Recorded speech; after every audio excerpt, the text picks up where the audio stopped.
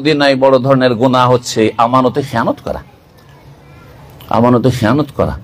আজকাল সম্পর্ক খারাপ হয়ে যাচ্ছে আমাদের মুসলিম ভাইদের এক শ্রেণীর, আমাদের আহলুল হাদিস অথবা সহিহ আকীদা যারা নিজেদেরকে বলছেন, তাদের সম্পর্ক খারাপ। সম্পর্ক সব ভালো ছিল, কোনখানে গিয়ে সম্পর্ক খারাপ হয়ে গেল? যখন তাদের সাথে ব্যবসা বাণিজ্যে জড়াইলাম তখন সম্পর্ক খারাপ হয়ে গেল। এটা কেমন হবে? কেন এটা হবে? শয়তান আপনার সম্পর্কে বেশি সুযোগ নিয়ে আছে, কারণ আপনাদেরকে শিরিক করাতে পারছে না, আপনাদেরকে বিদআত করাতে পারছে না, আপনাদেরকে আপনার ধর্মের নামে বিভ্রান্ত করতে পারছে না। তখন দুনিয়াদারিতে ফাঁসিয়ে আপনাকে বিভ্রান্ত বিভিন্নভাবে ফেলছে। সুতরাং এমনটা যেন না হয়। আমানত সম্পর্কে আল্লাহর কাছে সবাইকে জিজ্ঞাসা করা হবে। সুতরাং আল্লাহকে ভয় করে সবাই আমানত রক্ষা করে। সমস্ত ভাইদের জন্য বলছি, ইন্না শাইতানা কাদ আইসা আইয়াবুদাহুল মুসাল্লুনা ফি জাজিরাতিল আরব। সহিহ মুসলিম হাদিস। রাসূলুল্লাহ সাল্লাল্লাহু আলাইহি ওয়াসাল্লাম বলছেন যে শয়তান নিরাশ হয়ে গেছে যে আরব দেশে, অর্থাৎ এই যে সালাফি আকীদা, সহিহ আকীদা, আহলে হাদিসদের আকীদা যারা বিশ্বাসী, মানহাজে বিশ্বাসী, তাদেরকে আবার মূর্তি পূজা করাবে অথবা মাজার পূজা করা, পীর পূজা করবে, এটা করাতে পারবে না, পারবে না। নিরাশ হয়ে গেছে। ওয়ালাকিন ফি তাহরিশ বাইনহুম, আপোষে লড়িয়ে দেবে, লড়িয়ে দেবে। এই যে পয়সার খেলাতে ফেলে, পয়সার ফিতনায় ফেলে দিবে, লড়ে যাবে। আর ক্ষমতা, স্বার্থ আর দলাদলি, হ্যাঁ ওর মূল্যায়ন হচ্ছে তো আমার মূল্যায়ন হয় না, আপোষে হিংসা, বিদ্বেষ, শত্রুতা। মদিনায় বসে যদি হিংসা থাকে, বিদ্বেষ থাকে, শত্রুতা থাকে কারো সাথে, সে এগিয়ে যাচ্ছে, সে বড় হয়ে যাচ্ছে, অথবা সে আমাদের সাথে কিছু বিষয়ে মতের মিল নেই, সেজন্য না, সালাফি ভাইদের মাঝে উদারতা নিয়ে আসতে হবে, দিলটাকে বড় করতে হবে, যাতে করে আমরা অন্যকেও জায়গা দিতে পারি।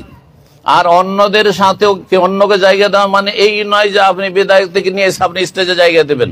তবে আমাদের বেদাতি ভাইয়েরা, মুসলিম ভাই, এতটুকু জায়গা অবশ্যই দিতে হবে যে আমাদের সাথে ভ্রাতৃত্ব আছে যতক্ষণ পর্যন্ত ঈমান ভঙ্গ না করেছে, ইসলাম ভঙ্গ না করেছে। এটা কখনো আমরা মনে করি না যে তাদেরকে আমরা ইহুদি নাসারাদের মতো মনে করব যেমন তারা করে, হ্যাঁ, এক শ্রেণীর লোকেরা না। এই জন্য তারা মসজিদ আক্রমণ করে, তারা আমাদের আহলে হাদিসদের মাদ্রাসা আক্রমণ করে। আমরা আহলে হাদিস ভাইরা, শয়তান এখানে সুযোগ নিয়েছে, বিভক্ত করেছে। আসল হচ্ছে যে আমরা আসল জায়গায় থাকবো, যে আহলে হাদিস সংগঠন, দেশের প্রেক্ষাপটে সংগঠনের প্রয়োজন রয়েছে, সুতরাং সেখানে যে সাংগঠনিক ভাবে সংঘবদ্ধ তাদের সাথে থাকবো। আর আমরা যে ভুল বুঝাবুঝি রয়েছে সেগুলিকে আমাদের মধ্য থেকে দূর করার চেষ্টা করব, এবং আমরা সাদ্দাদু ওয়া কারিবু করে কাছাকাছি হওয়ার চেষ্টা করব। কারণ আমাদের আকীদা এক, মানহাজি এক। আর তারপরে আমাদের মধ্যে কিছু লোকের মানহাজে যে বিভ্রান্তি রয়েছে, সেগুলির যদি ভুল ধরে দেওয়া হয়, তাহলে কখনো এটা ভাববেন না যে তাদের সাথে আবার হিংসা আছে, এই শত্রুতা আছে, এটা ভুল বুঝবেন না। আমাদের আহলে হাদিসদের মধ্যেও কিছু মানুষ এমন আছে যাদের এইরকম কিছু বিভ্রান্তিগুলি আছে, সেগুলিকে শনাক্ত করা অত্যন্ত জরুরি। নাহলে সাধারণ মানুষ বিভ্রান্ত হয়ে যাচ্ছে। উনিও তো সহিহ আকীদার আলেম, উনি তো সহিহ আকীদার আলেম, কিন্তু বুঝে না যে ভাই উনি পড়ে এসছেন কোন হানাফি মাদ্রাসাতে পড়ে এসছেন, ওই দেওবন্দি মাদ্রাসাতে পড়ে এসছেন, সুফিদের মাদ্রাসায় পড়ে এসছেন, অথবা তিনি আকীদা মানহাজ, মদিনার মানহাজ ভালো করে বুঝেননি, যার ফলে এই ধরনের কথাবার্তা বলে দিয়েছেন। একটা কবিরা গুনার জন্য হাদিসে শাস্তির কথা এসছে, দিল ও শাস্তি দিয়ে এমন করে ঢুকালো যে কোশ্চিন কালেও নাকি জান্নাত নেই। না না, এগুলো বাড়াবাড়ি হয়ে যাচ্ছে।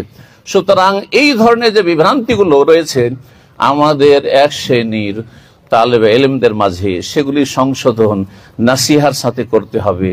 এবং সেগুলি যেহেতু সমাজে ছড়িয়ে গেছে, বিভ্রান্তিগুলো ছড়িয়ে গেছে, সেগুলি আমাদের রদগুলো ছড়িয়ে আসতে হবে। এই বিষয়গুলিতে আমাদেরকে, দায়ী ভাইদেরকে খেয়াল রাখতে হবে।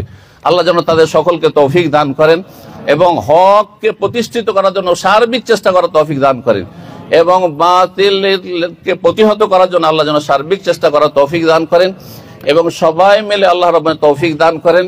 এবং আমাদের মাঝে যে ভুল বুঝাবুঝি রয়েছে, কিছুটা দূরত্ব রয়েছে, এগুলি সারিয়ে নেওয়ার আল্লাহ যেন তৌফিক দান করেন, অন্তরকে আল্লাহ যেন কাছাকাছি করে দেন। এই মদিনাই থেকে আবার হাসরের মাঠে আসামের কাঠগড়ায় কঠিন শাস্তির সম্মুখীন না হইতে হয়। এখানে আমার আলোচনা শেষ করছি। ওয়া জাযাকুমুল্লাহু খাইরান ওয়া সাল্লাল্লাহু আলা নবিয়িনা মুহাম্মদ ওয়া আলা আলিহি ওয়া সাহবিহি আজমাইন।